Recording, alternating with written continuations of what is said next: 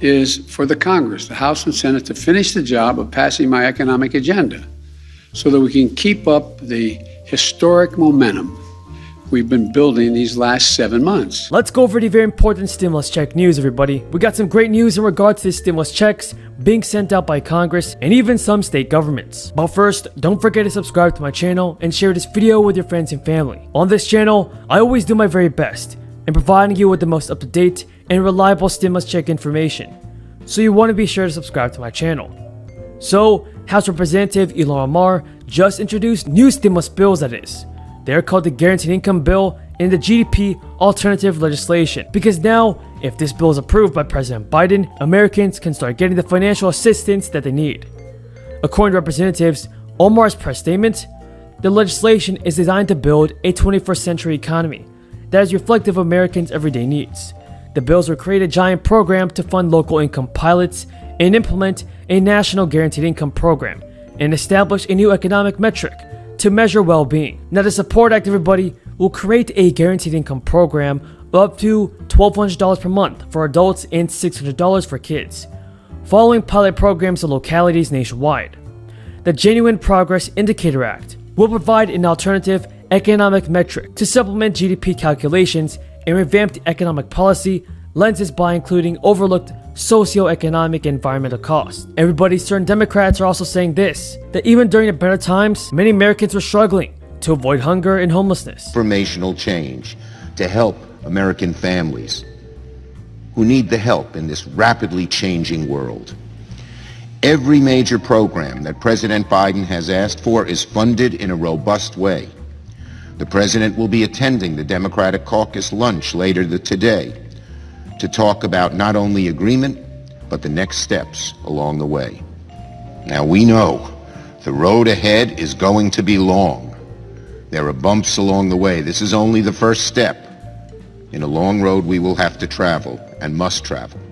But we are going to get this done because we so fervently believe that we must make average American lives a whole lot better. Instead of giving a giant tax break to large corporations and the wealthy, as our Republican colleagues did when they were in the majority, we're going to strengthen the backbone of the middle class and then lead good lives for decades later. This is something that Chairman Sanders, Budget Chairman Sanders, has championed and alerted not just this chamber. Now, Representative Dwight Evans said that both of these bills will help us build back better. Now, the state stimulus checks, everybody, come as the federal government continues to distribute $1,400 stimulus checks that began dispersing in March.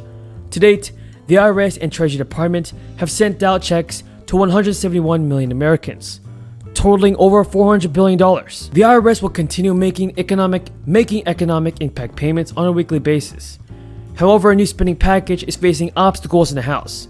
Democrats can only afford 3 defections in that chamber if Republicans are united in opposition, and some moderates are also balking at the size of the package being drawn up. Manchin also called on the House to pass within a few weeks a Senate-passed $550 billion bipartisan infrastructure bill. But Bernie Sanders said that rebuilding our crumbling infrastructure is important, as well as rebuilding our human infrastructure. Pelosi has promised progressives in the chamber that she will marry the legislation with the much bigger Democrat-only tax and spending package, although moderates have been promised an infrastructure vote by late September. Now, Alexandria Ocasio-Cortez said that after the agreement, that she still wants the infrastructure and reconciliation bills voted on at the same time. But Manchin, last month, voted with other Senate Democrats to help pass a fiscal blueprint that could help enable the broader economic bill to pass the Senate. That's all the news I have for you guys in this video. If you guys found this video in any way useful or helpful, don't forget to subscribe to my channel and share this video with your friends and family.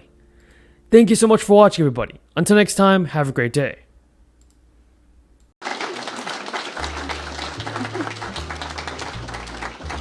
Thank you. Thank you very much, Lloyd Doggett, for your very kind words, for your great leadership, and the pride you take in representing this magnificent district. It is an honor for the mayor to be with us today. I'm the mayor's daughter. My father was mayor from when I was in first grade. When I went to college, he was still mayor of Baltimore. My brother was mayor of Baltimore. So when the mayor shows up, that's a really important occasion. Thank you, Mr. Mayor, not only for your presence, but for your kind words about the rescue package and where we go from here, and for your great leadership of this wonderful city of Austin. Are we keeping it weird enough? Is that the deal? Okay. Julian, it's such a, I can't tell you how your words are music to my ears and to anyone who is in public service. To hear the mission that you have, how you fulfill it, the volunteers who participate.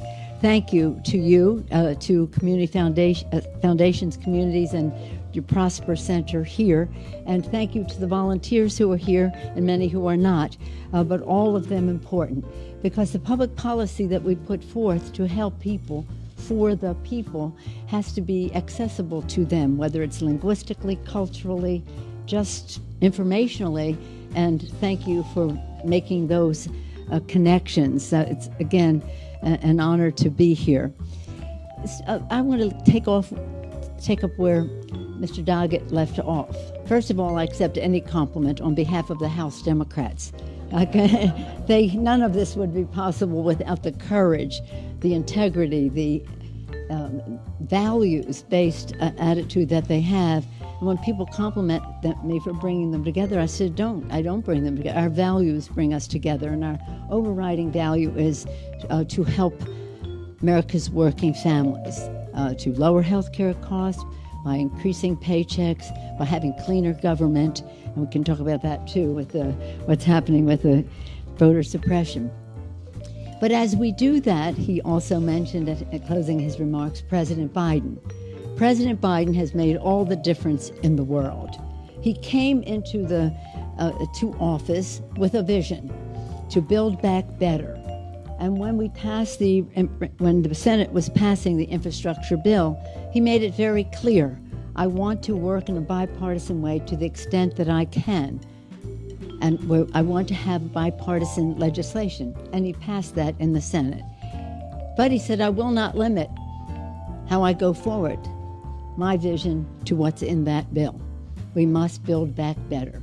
And what that entails, in addition to many of the health provisions, which I will return to, that Congressman Doggett has taken the lead on and mentioned here, that meant build back better by building back better with many more people participating in the economic prosperity of our country.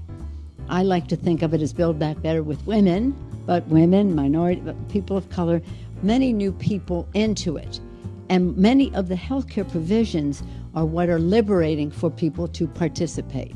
If we can have family and medical leave, paid family and medical leave, if we can have what was mentioned about the home health care for our seniors, for people with disabilities, even for our children, that enables